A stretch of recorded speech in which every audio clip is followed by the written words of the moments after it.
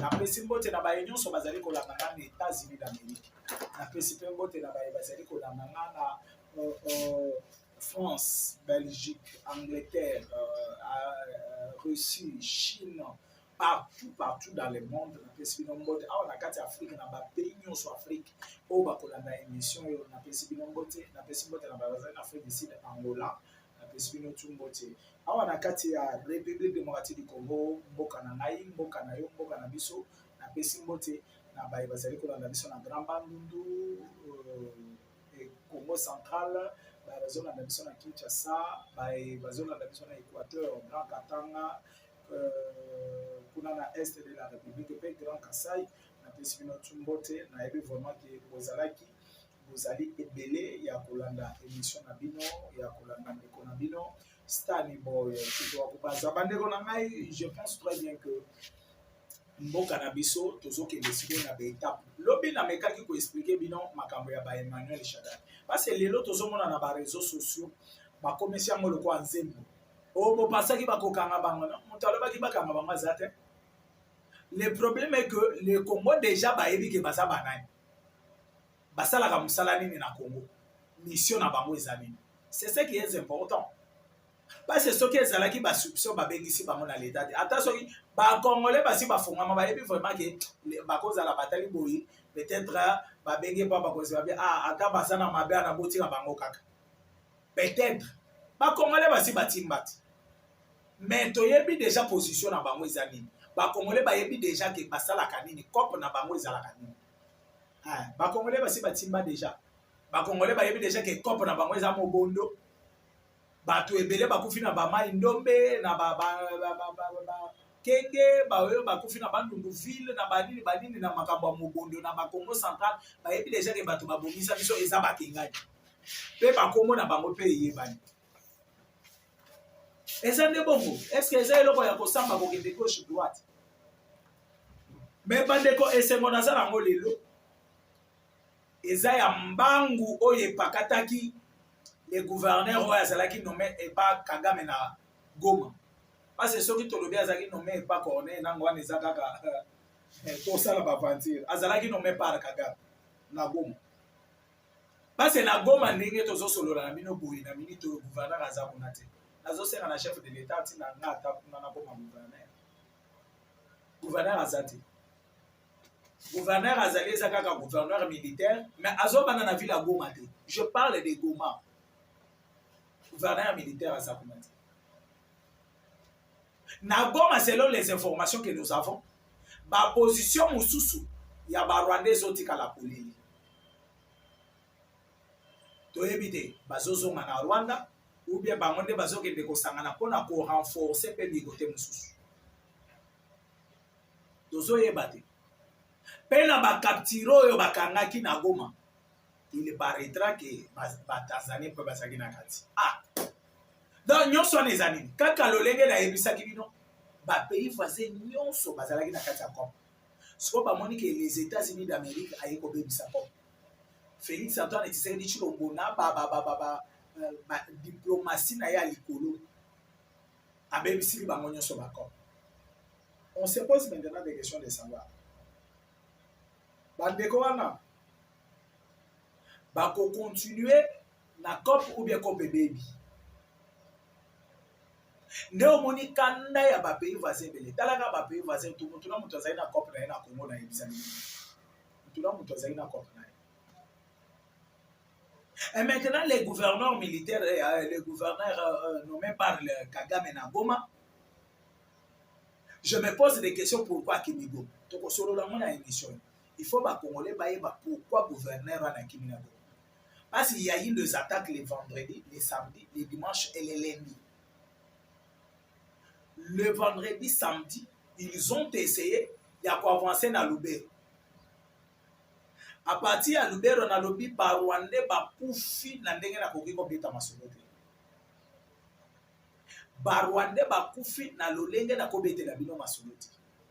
Et d'ailleurs, le samedi, vu que attaque ezalaki makasi ya wazalendo, babandi kokima bambangu kote bakimi bakei ko se retrouver na mai. Moye bakati sa mai ezate babandi ko mibwaka na mai. Tala bana batu ndenge bazokufa. tala bana batu ndenge Kagame azosilisa bana batu baba do muntu atali abi nzambe na ngai na mibwaka ata nakoki kobika mai ekoki komema ngai nakende obima ata na se wazalendo mpe makasi na konage wazalendo makasi na nyonso babandi kolokota bango balokoti ba M23 baye na bango ntina Goma bayebisi baye na bango ntina place MONUSCO azalaki plito soki na Goma bayebisi MONUSCO bozwa bato na bino oyo bokotisaka na zamba bango yeyo MONUSCO azwi bato wana acheminer bango na Goma. On se pose maintenant des questions. Comment Kagame akoki kondima kobomisa bato belele? Parce que Kagame na minute oyo na Rwanda na yebisaka bino na bémission parce que le problème ya Kagame eza d'abord ya affaiblir ye. Il faut affaiblir Kagame. Il faut Kagame azala affaibli. Et ce qui Kagame a déjà affaibli, et le tout va passer maintenant en normal. Et va passer normal. Au moins, le gouverneur est nommé par Paul Kagame à Kimi Atikiko.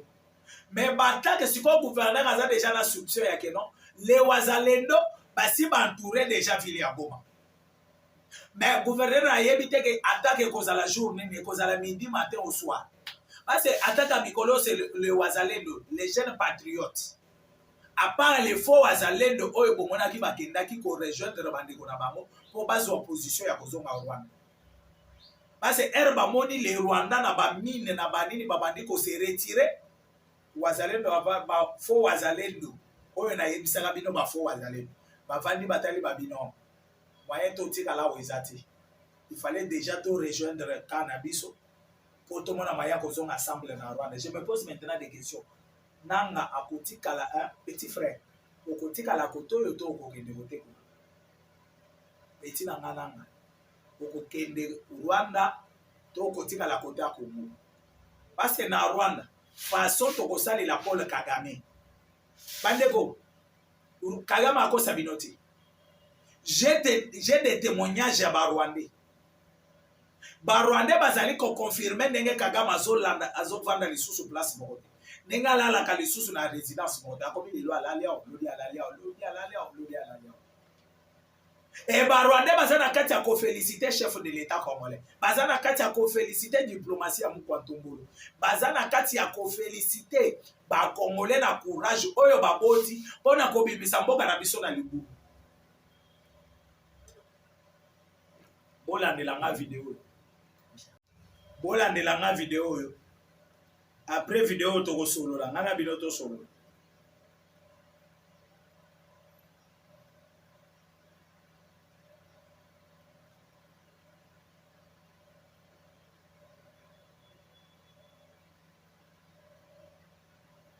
bolandelanga video boyoka bino moko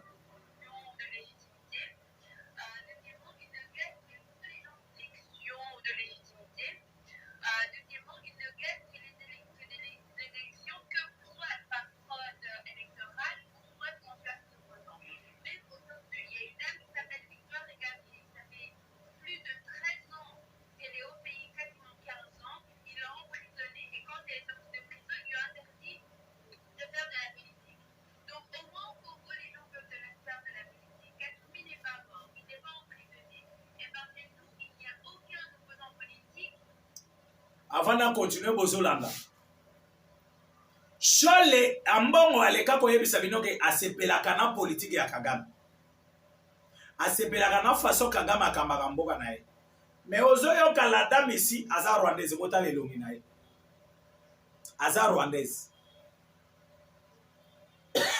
cette dame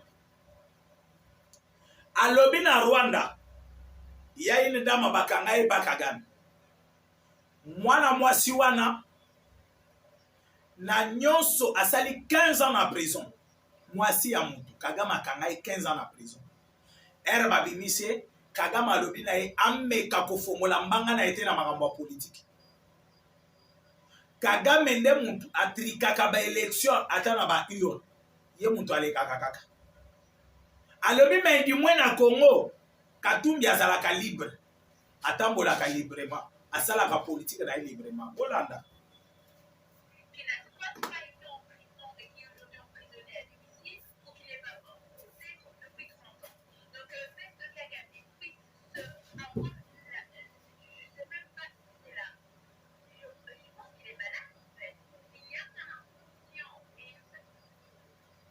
Soki oyoki baopposa ya mboka bakomi na niveau basanti ke talaka moto akangaka bato ba 15 ans abomaka mpe bamosusu, mais lelo oyoki opposa alobi ke il est malade, c'est un inconscient, bazobenga Kagame un inconscient, un malade, et pas rwandaise, congolaise, c'est la landa nalingi kosala commentaire te alobaka ntina suka après nga naloba.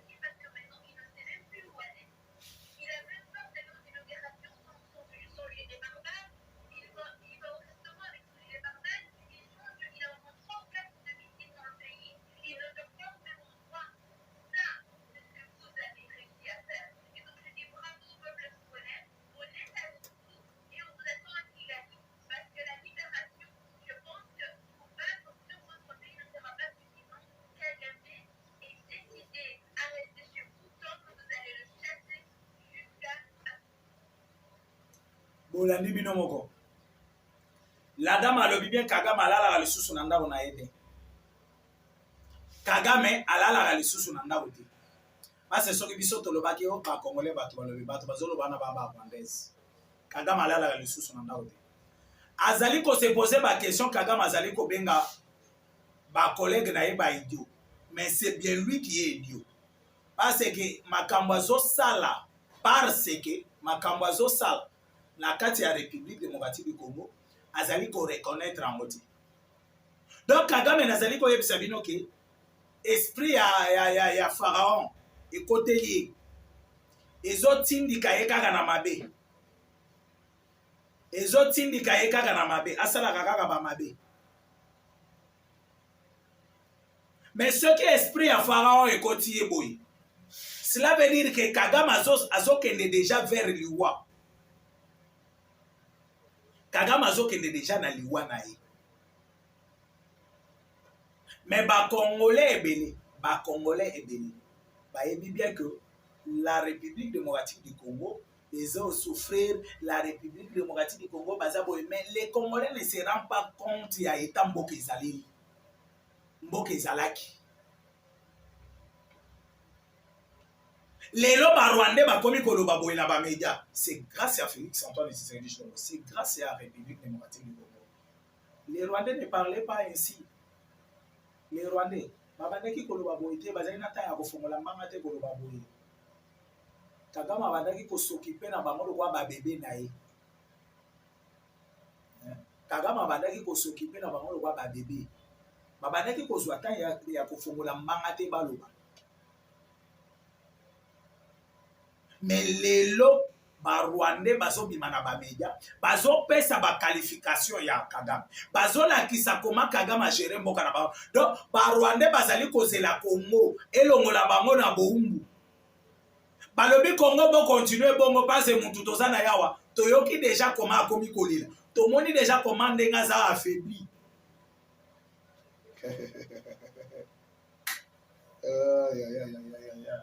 Ba Rwandais bazokumisa bino me bino bozomiyeba te. Ba Rwandais bazali kotindika bino kofula bino koloba ke no diplomatie na bino na ndenga libanda. Na ndenge tozolandela diplomatie libanda ezotambola kitoko.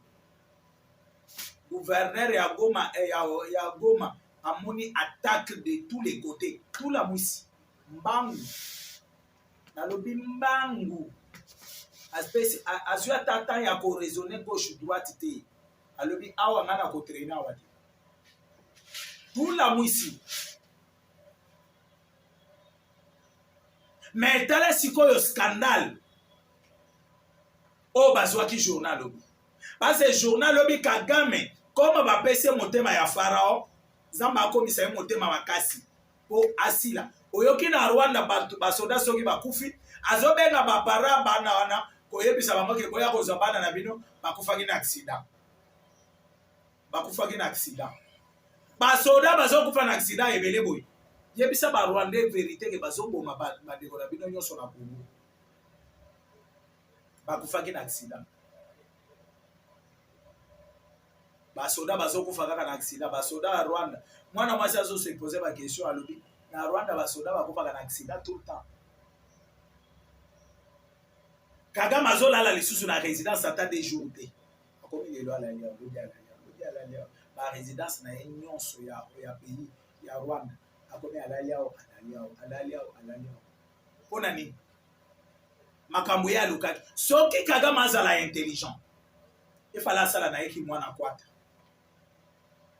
Boyebi bana mwana kwata non bino ba topoto nde boyebi mwana kwata te. Mais ba kinoa to bayebi mwana kwata. Ba we be bazala ba province ne ba we. Mwana kwata eza bato bazala na système ere boya ka vie. Atelemi azala na ene lokwa koteka te.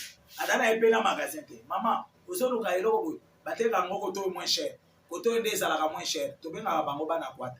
Era zo mema yokuna osombi eloko par exemple était comme à $70 hier à couper son prix pour être comme à moins $10 moko eleka likolo madrano va même $100 eleka likolo hier ko kenda tiko amer na la so place à moins cher te futela nga pe ata transport ko bimisi mo pesi abaluki lisusu azongi place osomba ke loba ake ko pesa mbongo misusu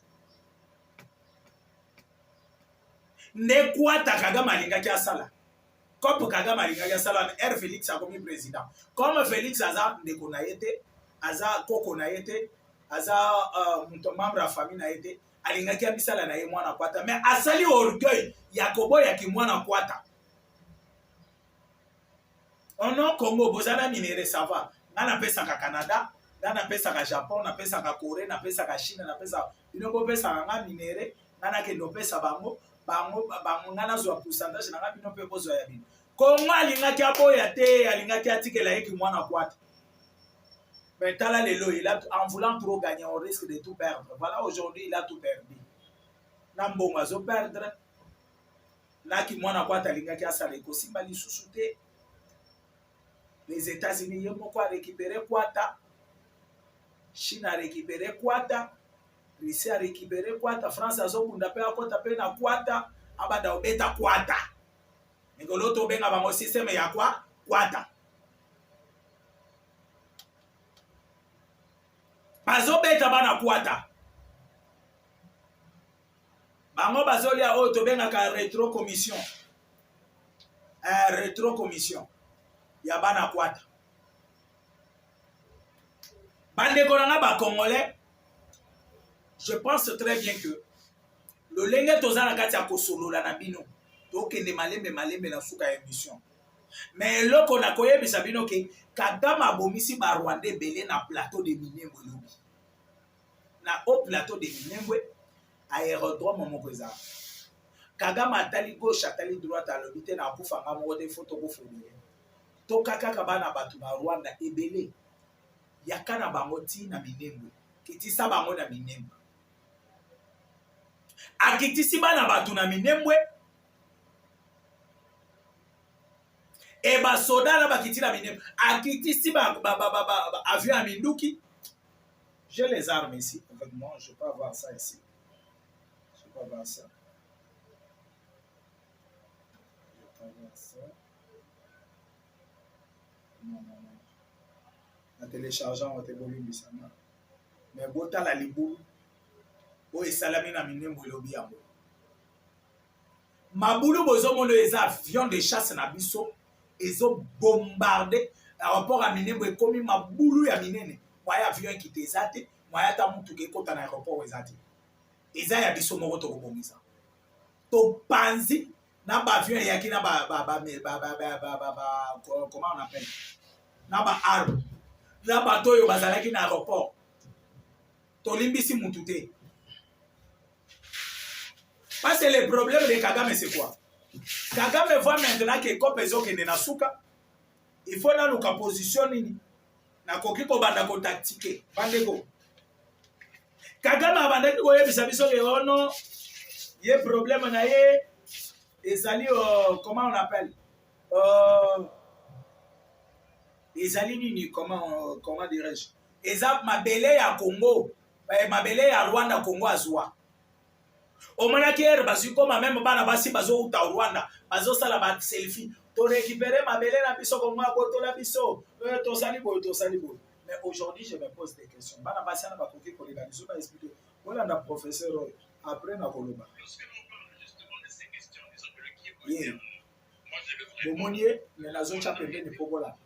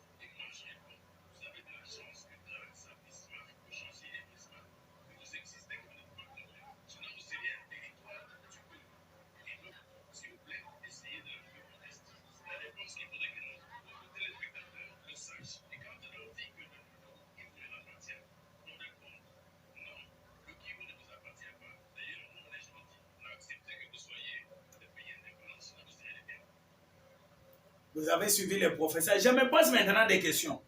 Ba professeur ba déclare ba salaire. Ba ebi makambo te. Ba le na TV balobaka. Ba Congolais ba yeba. Bolo bango na Lingala, bolo bango na Chuluba, bolo bango na Swahili, bolo bango na Kikongo. Ba Congolais ba yeba ke non. Burundi, Rwanda, eza ba territoire ya Congo et une partie ya Uganda. Une grande partie ya Uganda, eza ba territoire ya Congo. Pas même des provinces, mais des territoires ya Congo, comme Kambov et consorts. Et tout cela, c'est un professeur de l'étranger qui explique maintenant ça. Mais les Rwandais, chaque jour, mais les professeurs congolais, nous sommes là que pour réclamer nos salaires. Nous sommes là que pour réclamer nos salaires. Hein? Mais Makambo, c'est comme si biso to yebi amote, biso ba Congolais to yebi amote. Biso ba Congolais to yebi Makambo eti. Makambo eze étrange pas na biso. Makambo eze étrange pas na biso. Ba Congolais, je vous dis bien que la diplomatie des chefs de l'État, Félix Antoine Tshisekedi Tshilombo, Oya Sali pour la République, azo mérité ba trône. Azo mérité couronne de fleurs. Toyena ngo biso ba Congolais nyonso tolobi félicitations à mon Kwantombolo mo mayo aganyinda Fachi Beton. Parce que au Bachange est en train de se poser des questions. Je ne savais pas que le Congo a koki kobima na situation. Je ne pensais pas que Congo dans 6 ans a koki kobima na situation. Parce que Kagame va tchena mu Congo pendant 32 ans. Mais 32 ans bachaki Kagame na mu Congo. Baye komona mwana muke ya 6 ans pe aye. Balobite Kagame yo kitana. Tome manano mano. Malgré bandeko yo baza kuna bazo comprendre te. Nanga na yebisaki ye soki bongo eza muke salela ta mandefu ko ezeleni. Na yebisaki Kabila soki bongo eza muke salela mandefu. Eza ba biloko moko bozana ngo ya ebele na nzoto na bino okoki ko salela. Le Congo n'est pas à vendre, ni à hypothéquer. Belge Ratika Mboko ya comment ce pays n'est pas à vendre. Notre pays n'est pas à vendre. Ba professeur, botani sama ambo popo yebia.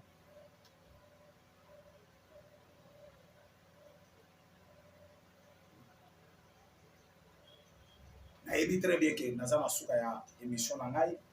Ilo batu bolandi émission bo s'abonner ebele. Lobi to kokuta na toujours na ROYO na même chaîne kaka bisika pe olandeli ngai. S'abonner vraiment, bo s'abonner ebele, vous allez venir dans s'abonner. Pour Nalélo, je pense très bien que Nazali Kosuka. Mon numéro c'est plus 243 82 75 76 085. Ciao, bye.